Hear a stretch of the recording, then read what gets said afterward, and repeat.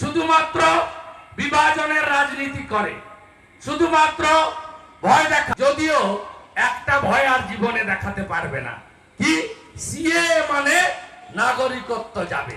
3 সপ্তাহ হয়ে গেছে তো সিএ কার কার নাগরিকত্ব গেছে, কোন সংখ্যালঘুর নাগরিকত্ব গেছে, যায়নি। তাই যেটা অমিত শাহজি বলেছেন যে এই আইন নাগরিকত্ব কাড়া নয়, 3 কোটি বাঙালি উদ্বাস্তু যারা বাংলাদেশ থেকে এক কাপড়ে পাতে বাধ্য হয়েছেন, যার মধ্যে আমার মাও আছে, বরিশাল থেকে পালিয়ে এসেছে এক কাপড়ে।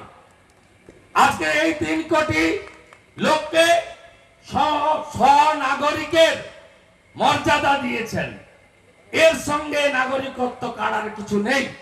অথচ 2019 সালে সিএ কে এনআরসি বলে এই সাঁতরাগাছিতে একদিনে 37টা বাস পুড়িয়েছিল এরা, পিছনে তৃণমূল, ভোট ব্যাংকের রাজনীতি।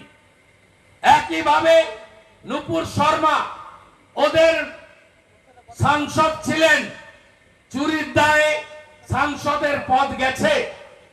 কৃষ্ণনগরের প্রার্থী মহুয়া মৈত্র মা কালীর সম্পর্কে খারাপ কথা বললে তাকে শোকজ করে না তৃণমূল, শোকজ করে না।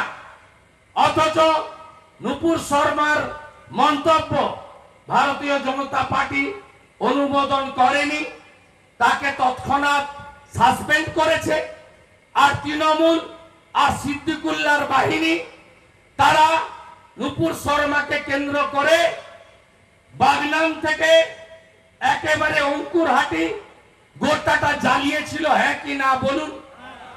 এমনকি উলবেড়িয়াতে প্রসব করতে বাধ্য হয়েছে গাড়িতে, এমন ভাবে এখানে 36 ঘন্টা রাস্তা বন্ধ করা হয়েছিল।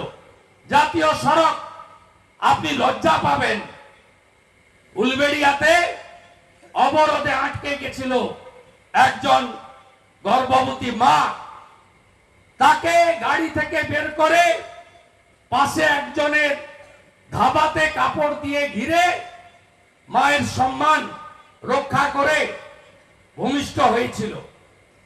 করমণ্ডল এক্সপ্রেস, ভেলোর থেকে রোগীরা আসে,